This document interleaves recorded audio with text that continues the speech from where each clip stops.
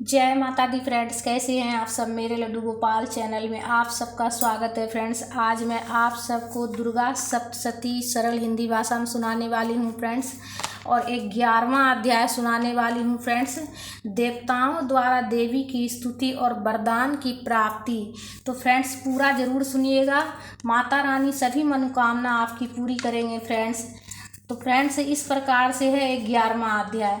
महर्षि मेधा ने कहा, दैत्यों के मारे जाने पर इंद्रादि देवता अग्नि को आगे करके कात्यायनी देवी की स्तुति करने लगे। उस समय अभिष्ट की प्राप्ति के कारण उसके मुख खिले हुए थे। देवताओं ने कहा, हे शरणागतों के दुख दूर करने वाली देवी, तुम प्रसन्न हो। हे संपूर्ण जगत की माता, तुम प्रसन्न हो। हे विश्वेश्वरी, तुम विश्व की रक्षा करो, क्योंकि तुम इस चर और अचर की ईश्वरी हो। हे देवी, तुम संपूर्ण जगत की आधार रूप हो, क्योंकि तुम पृथ्वी रूप में भी स्थित हो और अत्यंत पराक्रम वाली देवी हो। तुम विष्णु की शक्ति हो, विश्व की बीज परम हो, और तुमने ही इस संपूर्ण जगत को मोहित कर रखा है। तुम्हारे प्रसन्न होने पर ही मोक्ष की प्राप्ति होती है। हे देवी, संपूर्ण विद्याएं तुम्हारे ही भिन्न भिन्न स्वरूप हैं। इस जगत में जितनी स्त्रियां हैं वे सब ही तुम्हारी मूर्तियां हैं। एकमात्र तुमने ही इस जगत को व्याप्त कर रखा है। तुम्हारी स्तुति किस प्रकार हो सकती है, क्योंकि तुम परम बुद्धि रूप और सभी प्राणियों को स्वर्ग और मुक्ति देने वाली हो। अतः इस रूप में तुम्हारी स्तुति की गई है। तुम्हारी स्तुति के लिए इससे बढ़कर और क्या युक्तियां हो सकती है। संपूर्ण जनों के हृदय में बुद्धि रूप होकर निवास करने वाली, स्वर्ग तथा मोक्ष प्रदान करने वाली हे नारायणी देवी, तुमको नमस्कार है। कालाकाष्ट आदि रूप से अवस्थाओं को परिवर्तन की ओर ले जाने वाली तथा प्राणियों का अंत करने वाली नारायणी, तुमको नमस्कार है। हे नारायणी, संपूर्ण मंगलों के मंगल रूप वाली हे शिवे, हे संपूर्ण प्रयोजनों को सिद्ध करने वाली हे शरणागत वत्सला, 3 नेत्रों वाली गौरी, तुमको नमस्कार है। सृष्टि स्थिति तथा संहार की शक्तिभूता सनातनी देवी, गुणों का आधार तथा सर्व सुखमयी नारायणी, तुमको नमस्कार है। हे शरण में आए हुए शरणागतों और दीन दुखियों की रक्षा में तत्पर और संपूर्ण पीड़ाओं के हरने वाली नारायणी, तुमको नमस्कार है। हे नारायणी, तुम ब्राह्मणी का रूप धारण करके हंसों से जुते हुए विमान पर बैठती हो तथा कुश से अभिमंत्रित जल छिड़कती रहती हो, तुम्हें नमस्कार है। माहेश्वरी रूप से त्रिशूल, चंद्रमा और सर्पों को धारण करने वाली हे महा वृषभ वाहन वाली नारायणी, तुम्हें नमस्कार है। मोरों तथा कुक्कुटों से घिरी हुई रहने वाली महाशक्ति को धारण करने वाली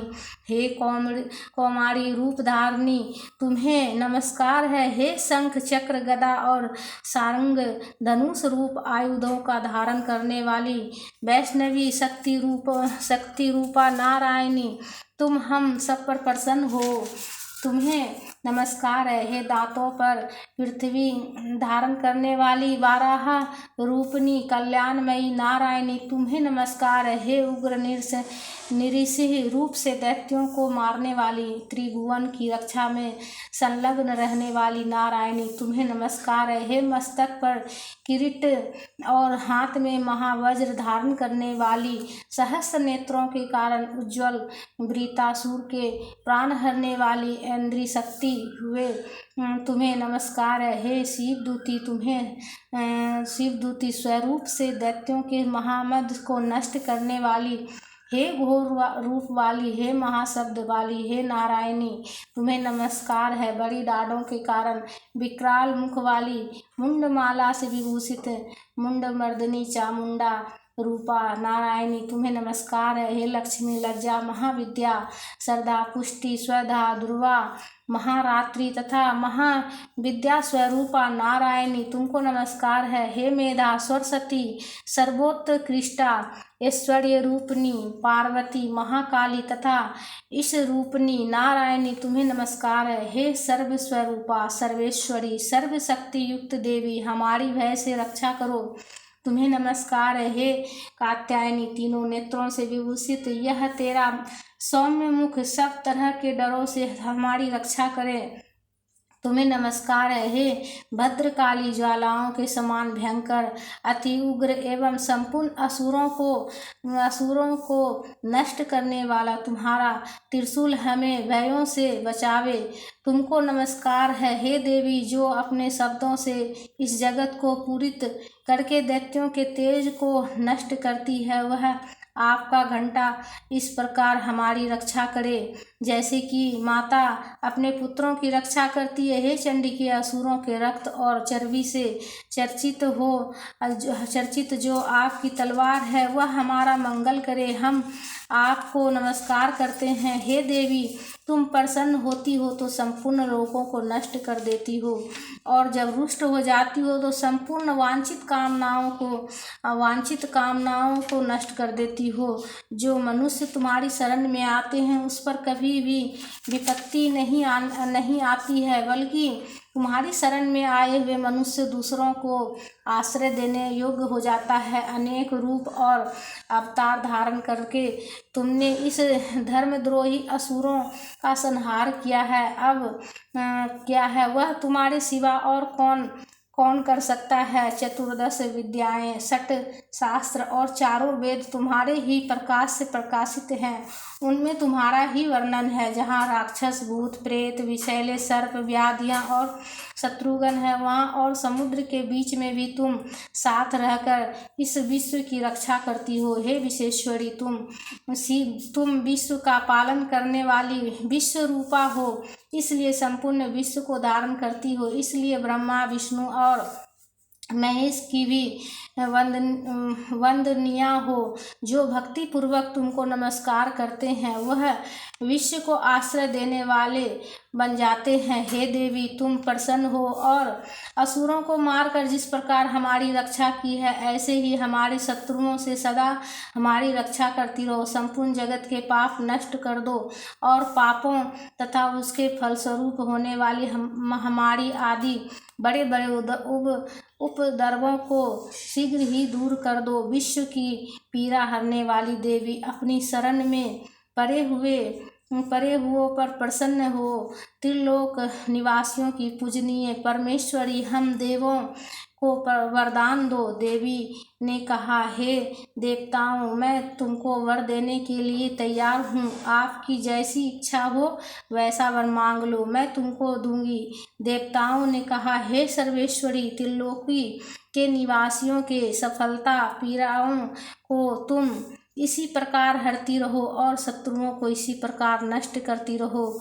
देवी ने कहा, वैवस्वत मनवंतर के 28वें युग में 2 और महाअसुर शुंभ और निशुंभ उत्पन्न होंगे। उस समय मैं नंद गोप के घर में यशोदा के गर्भ से उत्पन्न होकर विंध्याचल पर्वत पर शुंभ और निशुंभ का संहार करूंगी। फिर अत्यंत भयंकर रूप से पृथ्वी पर अवतीर्ण होकर मैं वैप्रचित्ति नामक दानवों का नाश करूंगी। उन भयंकर महासुरों को भक्षण करते समय मेरे दांत अनार के पुष्प के समान लाल होंगे, इसलिए स्वर्ग में देवता और पृथ्वी पर मनुष्य रक्त दंतिका नाम से मेरी स्तुति करेंगे।